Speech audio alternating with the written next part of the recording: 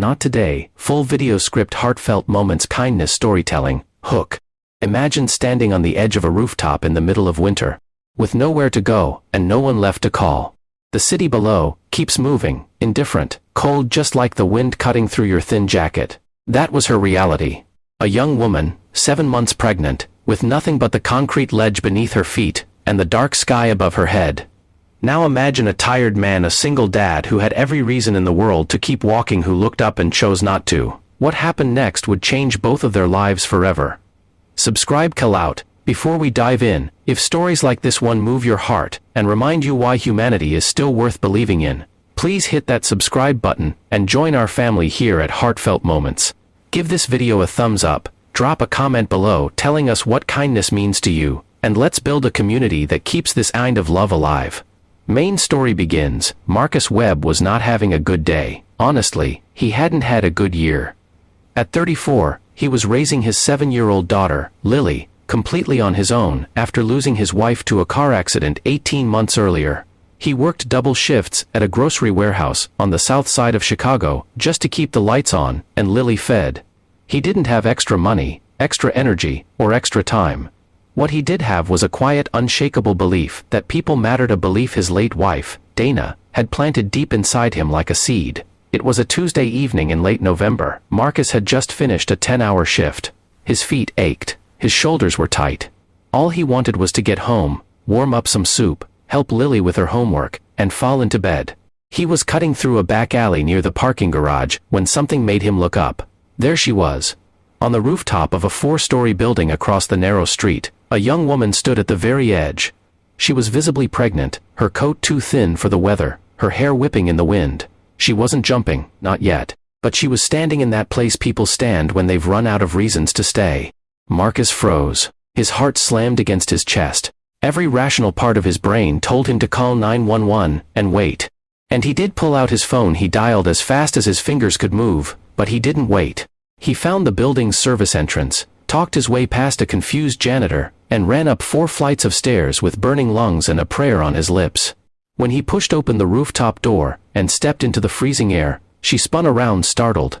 She couldn't have been more than 22. Her eyes were red and hollow. Her lips were trembling, not just from the cold. "Don't," she said, holding up a shaking hand. "Just don't." Marcus stopped walking. He didn't rush her. He didn't shout. He just stood there, breathing hard from the stairs, and said the only honest thing he could think of. "I'm not here to save you," he said quietly. "I'm here because you're a person, and people shouldn't have to stand on rooftops alone." She stared at him. He stayed still, hands open at his sides. Her name was Renee. She was 21 years old, 8 weeks away from her due date, and had just been evicted from the last place she had to sleep. The baby's father was gone. Her mother had passed away the summer before. She had aged out of foster care with nothing but a trash bag of clothes and a phone with a cracked screen. That night, she had simply run out of road. Marcus sat down on the cold rooftop floor, cross-legged, like they had all the time in the world. "Tell me about the baby," he said gently. Renee blinked. No one had asked her that in months. Slowly, she turned away from the ledge. She told him it was a girl. She had already thought of a name, Zoe, because it meant life, and she had wanted to believe in that, once. Marcus listened to every word. By the time the police and paramedics arrived, Renee was sitting beside him, wrapped in his jacket, crying in a way that finally felt safe. That night, after speaking with social services and making sure Renee was placed somewhere warm, Marcus drove home. Lily was still awake. He had called ahead, and when he walked through the door, she ran to him and hugged him so hard, he nearly fell over. "Did something happen, Daddy?" she asked, reading his face the way children always do. He held her close and said, "I met someone who needed reminding that she mattered." What came next unfolded slowly, the way real kindness usually does. Marcus connected Renee with a local nonprofit that helped young mothers get back on their feet. He and his daughter visited her at the shelter several times, bringing home-cooked food and children's books for the baby. When Zoe was born healthy, loud, and absolutely perfect, Lily was the first one to hold her, beaming like she had been trusted with the whole world. Renee eventually found a job, then a small apartment, then a community that held her up. She still has a photo on her refrigerator, a picture someone took at the hospital the night Zoe was born. In it, Marcus is laughing, and Lily is making a ridiculous face, and Renee is looking at both of them with the expression of someone who has been handed back their reason to live. She named him Zoe's godfather 6 months later. Closing, here is what Marcus will tell you if you ask him about that night. He'll say he didn't do anything heroic. He just looked up when most people looked down, and he stayed when it would have been easier to leave.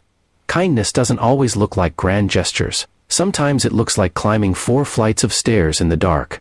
Sometimes it sounds like, "Tell me about the baby." Sometimes it's as simple as sitting with someone in the cold and reminding them without a single complicated word that they are not invisible. You have that power too. Every single day. So today, look up, say. Show up for the person standing on the edge, whether that edge is a rooftop, a hospital room, a silent lunch table, or a breaking point no one else can see. The world doesn't change all at once. It changes one rooftop, one conversation, one act of grace at a time.